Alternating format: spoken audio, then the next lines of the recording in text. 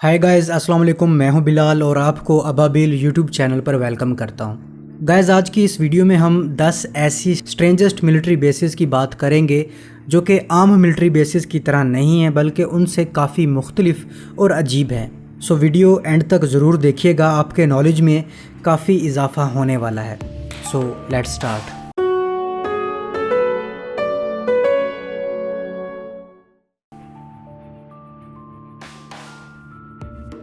Erection air station, जिसे Samia air force base भी कहते हैं, ये अमेरिका की एयर बेस है जो कि जजीरों के ऐसे सिलसिलों में मौजूद है जो कि अमेरिका से रूस तक जाते हैं। ये बेस अलास्कन एलिवेशन आइलैंड्स में से एक आइलैंड सैमिया आइलैंड पर मौजूद है। सैमिया साइट अमेरिका की वो मिलिट्री एयर बेस है जो कि अमेरिका से बिल्कुल अलग थलग है।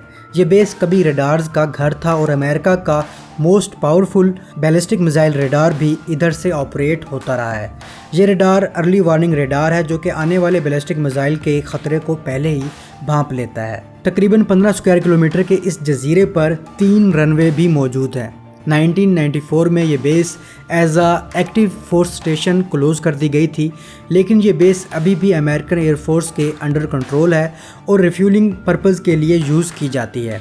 जंग के दौरान इस बेस को इमरजेंसी के तौर पर भी इस्तेमाल किया जा सकता है। याद रहे, ये जगह वर्ल्ड वार 2 और कोल्ड वार में भी इस्तेमाल होती रही है। दोस्तों, आपके सामने एक सैटेलाइट इमेज है और जो आपको नज़र आ रहा है ये सऊदी अरब का एक सहरा है। क्या आपको यहाँ पर कोई बेस नज़र आ रही है? नहीं ना। अब मैं इसको जूम करता हूँ, आप जादू देखना। क्या आपको अभी भी कुछ नज़र नहीं आया? चलो और जूम करते हैं। यकीनन आपको अभी भी कुछ नज़र नहीं आया होगा। अब देखें, देखा, ये एक सीक्रेट ड्रोन बेस है। अब आप सोचेंगे कि ये सीक्रेट कैसे रही? घबराइए नहीं, इस बेस का नाम ही सीक्रेट ड्रोन बेस है और ये बेस सऊदी अरब की नहीं बल्कि अमेरिका की ड्रोन बेस सऊदीया के सहरा में मौजूद है। और ये बेस अमेरिका ने यमन में अलकायदा के खिलाफ इस्तेमाल के लिए बनाई है। गाइस, ये सीक्रेट ड्रोन बेस उस वक्त डिस्कवर हुई जब एक रिसर्चर सऊदी अरब के डेजर्ट के टीए सेक्शन में सैटेलाइट इमेज की स्टडी कर रहा था। तब इसकी नज़र इस मिलिट्री बेस पर पड़ी। इसे अमेरिका की ड्रोन बेस इसलिए कहा जाता है क्योंकि ये बेस अमेरिका की दूसरी ड्रोन बेसिस की तरह ही का स्ट्रक्चर रखती है।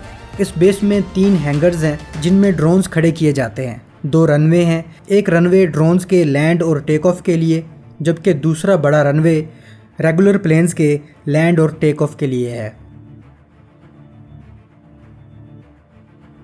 गाइस, मार्शल आइलैंड्स एक इंडिपेंडेंट आइलैंड कंट्री है। इस मुल्क की आबादी 60,000 के करीब है और ये मुल्क बहुत से छोटे छोटे जजीरों पर मुश्तमिल है। इन्हीं में से एक जजीरा ख्वाजलैन एटोल या ख्वाजलैन आइलैंड है जो कि सिर्फ 6 स्क्वायर माइल्स रकबे पर मुश्तमिल है। ये जजीरा अमेरिका ने लीज पर लिया हुआ है। यहाँ पर भी अमेरिका की मिलिट्री बेस है।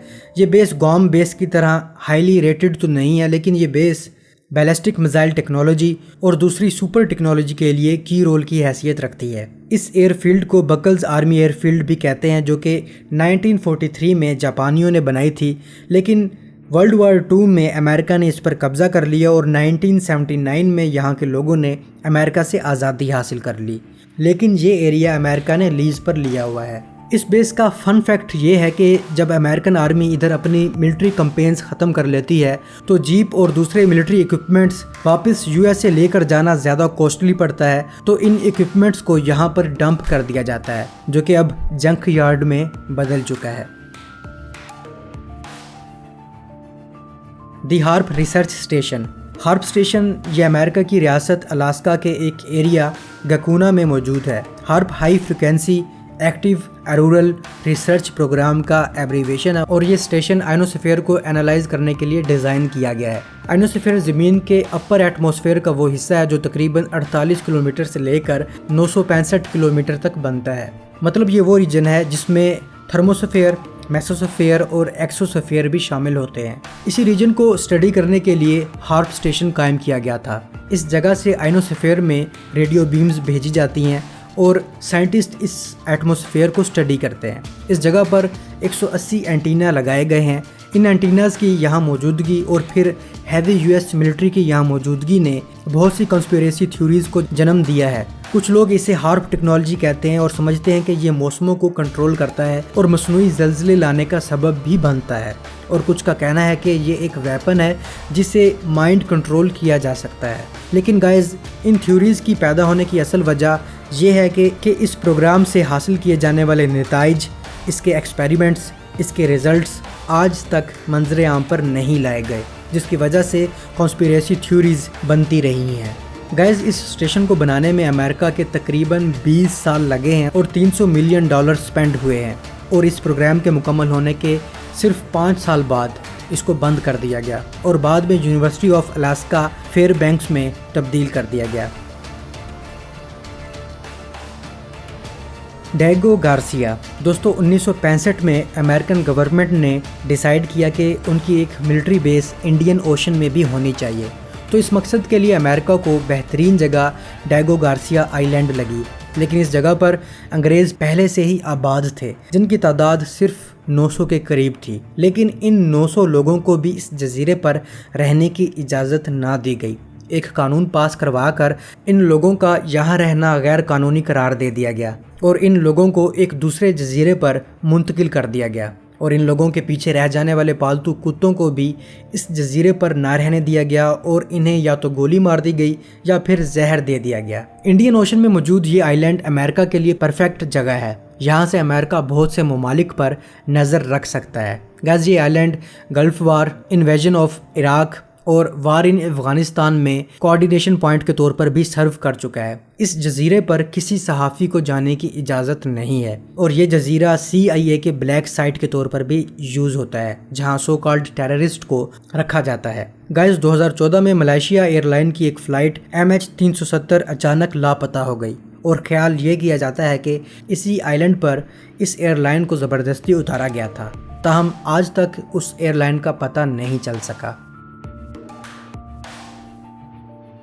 Raven Rock Mountain complex America की एक स्टेट पेंसिल्वानिया के एक जंगल में रेवन रॉक माउंटेन कॉम्प्लेक्स है, जिसे साइट आर भी कहते हैं। ये एक अंडरग्राउंड न्यूक्लियर बंकर है जहां पर US मिलिट्री इंस्टॉलेशंस भी मौजूद हैं। इस अंडरग्राउंड बंकर को अंडरग्राउंड पेंटागन भी कहते हैं। ये bunker US navy, US army और एयरफोर्स का इमरजेंसी ऑपरेशन सेंटर भी है। ये बंकर कोल्ड वार के दौरान बनाया गया था ताकि किसी भी किस्म की बम्बारमेंट और न्यूक्लियर अटैक से बचा जा सके। ये कॉम्प्लेक्स बेसिकली पेंटागन ऑफिशियल्स के लिए बनाया गया था ताकि इमरजेंसी की सूरत में प्रेसिडेंट और दूसरे ऑफिशियल्स इधर पनाह ले सकें, और इस साइट से पेंटागन तक अंडरग्राउंड टनल्स बनाने के भी प्लान्स मौजूद हैं। बगराम एयरफील्ड गाइस, अफगानिस्तान में नेटो फोर्सेस के इनखला के बावजूद बगराम एयरफील्ड इस रीजन में अमेरिका की सबसे बड़ी मिलिट्री बेस है। ये बेस बहुत सी कॉम्बैट यूनिट्स जिसमें एयरफोर्स, नेवी और मैरीन शामिल हैं पर मुश्तमिल है। ये बेस 40,000 ट्रूप्स और कॉन्ट्रैक्टर्स पर मुश्तमिल है। इस बेस को स्मॉल US टाउन भी कहते हैं क्योंकि इसमें ट्रैफिक जैम्स, कमर्शियल शॉप्स वगैरह हैं। ये बेस टोटली रियल अफगानिस्तान से मुख्तलिफ है, और इस बेस के बारे में कहा जाता है कि इस बेस के टॉर्चर सेल ग्वांतानामो बे जेल से कहीं ज़्यादा है। एक तर्जुमान का कहना है कि अगर ग्वांतानामो को बगराम से कंपेयर करेंगे तो ग्वांतानामो टॉर्चर जेल आपको जन्नत लगेगी। लेकिन दोस्तों, अब ये बेस अमेरिका के इनखला के बाद क्या सूरत हाल इख्तियार कर जाएगी, कुछ नहीं कहा जा सकता। यूलिन नेवल बेस चीन की न्यूक्लियर सबमरीन बेस है जो कि चीन के हैनन आइलैंड पर मौजूद है। ये बेस ऐसी टनल्स पर मुश्तमिल है जो समंदर से अटैच होती हैं। चीन की ये बेस 20 न्यूक्लियर सबमरीन्स को दुनिया की नज़र से छुपा सकती है और महफूज तरीन बना सकती है, और ये वो न्यूक्लियर सबमरीन्स हैं जो अपने साथ इंटरकॉन्टिनेंटल बैलिस्टिक मिसाइल कैरी कर सकती हैं। The pyramid of north Dakota 50s में इंटरकॉन्टिनेंटल बैलिस्टिक मिसाइल के बढ़ते हुए ख़तरे के पेश नज़र अमेरिका ने सेफ गार्ड प्रोग्राम शुरू किया। ये प्रोग्राम US आर्मी का एंटी बैलिस्टिक मिसाइल सिस्टम था जिसे अमेरिका ने अपने मिनटमैन ICBM मिसाइलों को प्रोटेक्ट करने के लिए डिज़ाइन किया था। इस मकसद के लिए पैरामाइड की शक्ल की बिल्डिंग बनाई गई जिस पर $6 बिलियन लागत आई। ये बिल्डिंग रेडार सिस्टम पर मुश्तमिल है जिसके चारों तरफ डिशेस लगाई गई हैं ताकि 360 डिग्री का व्यू लिया जा सके और इस जगह से 1100 किलोमीटर दूर तक मिसाइल डिटेक्ट किया जा सकता है। यही नहीं, ये रेडार पैरामाइड अंडरग्राउंड मीलों लंबी सुरंगों पर मुश्तमिल है जो कि इस बिल्डिंग को ICBM मिसाइल साइलोज से कनेक्ट करती है। लेकिन ना जाने क्यों इस साइट को बहुत जल्द बंद कर दिया गया और इसकी टनल्स को भी बंद कर दिया गया। सियाचिन ग्लेशियर पर पाकिस्तान और इंडिया की मिलिट्री बेसेस मौजूद हैं और ये सिर्फ बेस ही नहीं बल्कि दुनिया का सबसे ऊंचा मैदान जंग भी है। और ये ऐसी मिलिट्री बेस है जिसमें आपका दुश्मन इतना ख़तरा नहीं है जितना यहाँ का जमा देने वाला मौसम है।